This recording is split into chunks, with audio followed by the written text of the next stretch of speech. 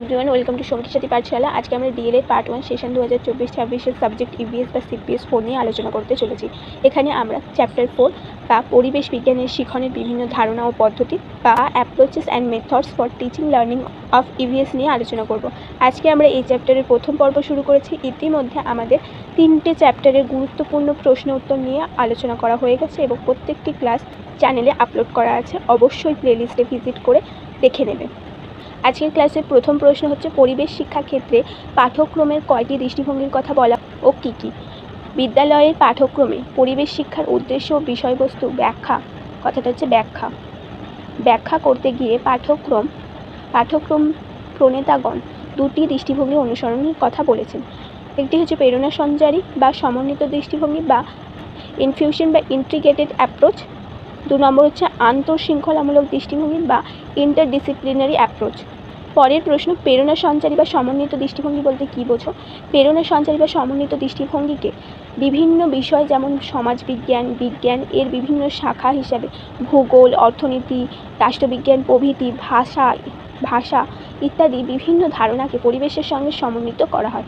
এটি একটি বাস্তবধর্মী দৃষ্টিভঙ্গি যেখানে পাঠ্যক্রমের বোঝা না বাড়িয়ে পরিবেশ বিষয়ক ধারণাগুলি অন্যান্য বিষয়ের সঙ্গে খুব সহজে সমন্বিত করা হয়। 1975 খ্রিস্টাব্দে এনসিইআরটি এবং 1986 খ্রিস্টাব্দে জাতীয় শিক্ষানীতিতে এই দৃষ্টিভঙ্গি সুপারিশ করা হয়েছিল।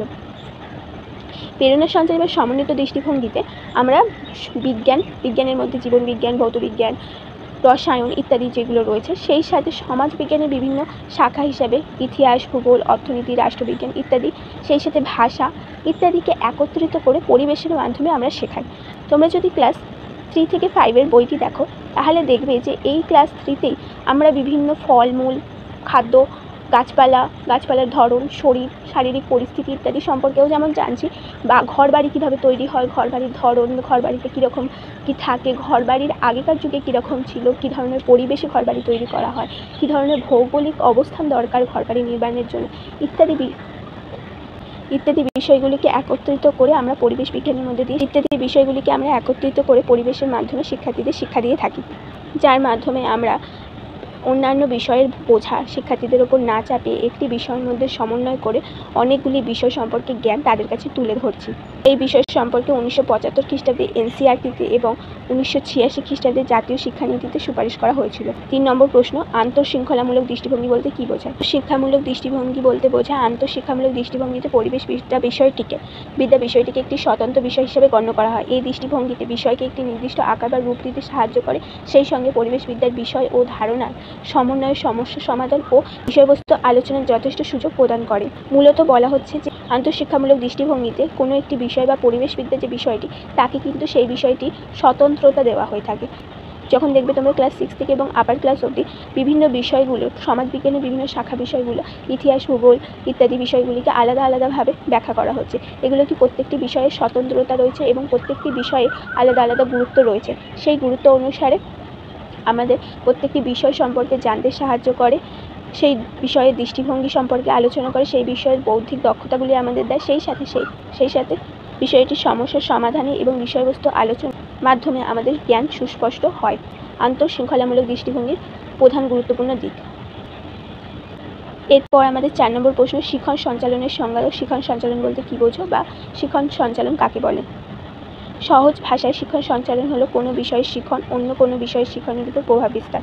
মনোবিদ সোরেনসনের মতে একটি পরিস্থিতিতে অর্জিত জ্ঞান, প্রশিক্ষণ এবং অভ্যাস অন্য পরিস্থিতিতে সঞ্চালনকে শিখন সঞ্চালন বলে। যদি ধরো আমাদের গণিত সম্পর্কে ধারণা আছে, আমরা গণিতে যোগ, বিয়োগ, গুণ, ভাগ ইত্যাদি করতে জানি, তাহলে অতি সহজে আমরা ক্যালকুলেটর ব্যবহার করে গণিতের সমাধান করে ফেলতে পারবো। শিশু শ্রেণী থেকে বন্যপ্রাণী এবং পালিত পশু সম্পর্কে জেনে এসেছে, এবং সেখানে যদি কখনো আমাদের ক্লাসরুমে ক্লাস 3-4 গিয়ে এই বন্যপ্রাণী ও পালিত পশু নিয়ে কিছু একটা বলতে বলা হয় শিক্ষার্থীদের, তাহলে তারা অতি সহজে বলতে পারবে, কারণ ইতিমধ্যে তারা শিশু শ্রেণী থেকে যে সমস্ত বিষয় শুনে এসছে বন্যপ্রাণী ও পালিত পশু সম্পর্কে, সেগুলোর জ্ঞানগুলোই তারা এখানে ব্যক্ত করতে পারবে। বাংলা ব্যাকরণের জ্ঞান থাকলে অতি সহজে আমরা ইংরাজির যে গ্রামার, সেখানে সেই বিষয়টিকে কাজে লাগাতে পারি। তে কী হয়, বাংলা ব্যাকরণের জ্ঞান বা ধারণা আমাদেরকে ইংরেজি ব্যাকরণ বা ইংরেজি গ্রামার শিখতে অনেকটাই সাহায্য করে। সেই জন্য বলছি, যখন কোনো একটি বিষয়ের জ্ঞান অন্য একটি বিষয়ের বিষয়কে শিখতে সাহায্য করবে তখন তাকে শিখন সঞ্চালন বলা হবে।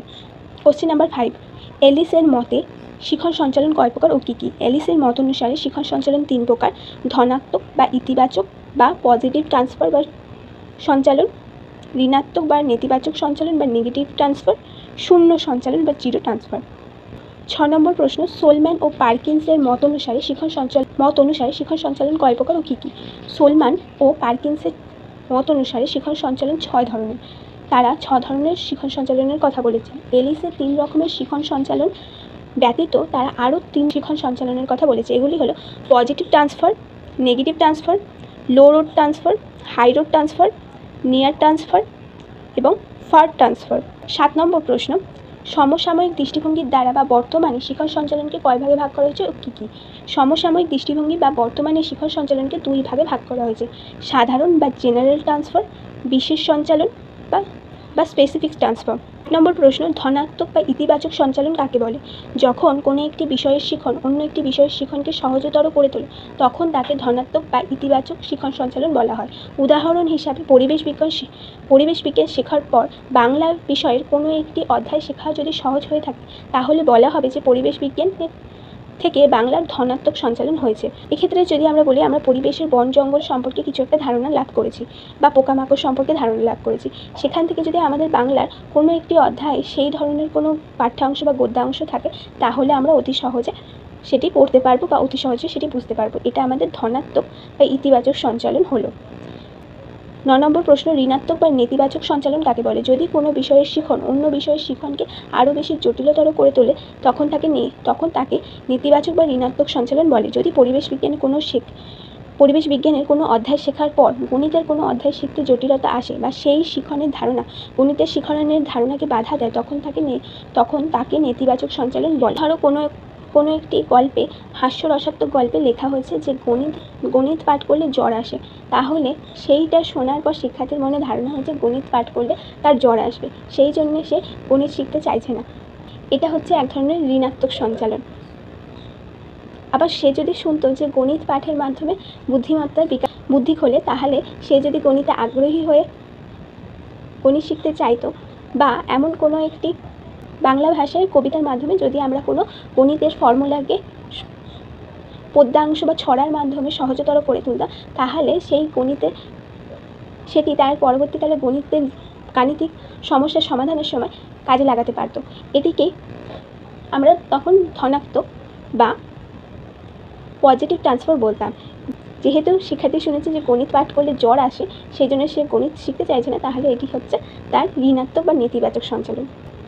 এরপরে 10 নম্বর, শূন্য সঞ্চালন কাকে বলে? যদি কোনো বিষয়ের শিখন অন্য বিষয়ের শিখনকে সহজতর করেও না আবার জটিলতরও করে না, উভয় বিষয় পরস্পরের স্থানে নিরপেক্ষ অবস্থায় থাকে, তখন তাকে শূন্য সঞ্চালন বলা হয়। উদাহরণস্বরূপ যদি আমরা পরিবেশ বিজ্ঞানের কোনো অধ্যায় শেখার পর ইংরেজি শেখার সহজতর বা কঠিনতর কোনোটাই হলো না, অর্থাৎ উভয় বিষয়ের শিখন নিরপেক্ষ রইল, সেক্ষেত্রে বলা যাবে যে পরিবেশ ও ইংরেজির মধ্যে শূন্য সঞ্চালন ঘটেছে। এই ছিল তোমাদের চ্যাপ্টার 5 থেকে গুরুত্বপূর্ণ 10টা প্রশ্ন, যেগুলো আমরা প্রথম পর্বে উল্লেখ করলাম। এরপরে আমাদের এই চ্যাপ্টার থেকে আরও কিছু প্রশ্ন উত্তর নিয়ে আমরা আলোচনা করব পরের ক্লাসে। আর অবশ্যই আমি তোমাদেরকে ইভিএসেরও মাইক্রো লেসন প্ল্যান কালকে আপলোড করে দিয়েছি, অবশ্যই সেটা তোমরা চ্যানেলে ভিজিট করে দেখে নেবে।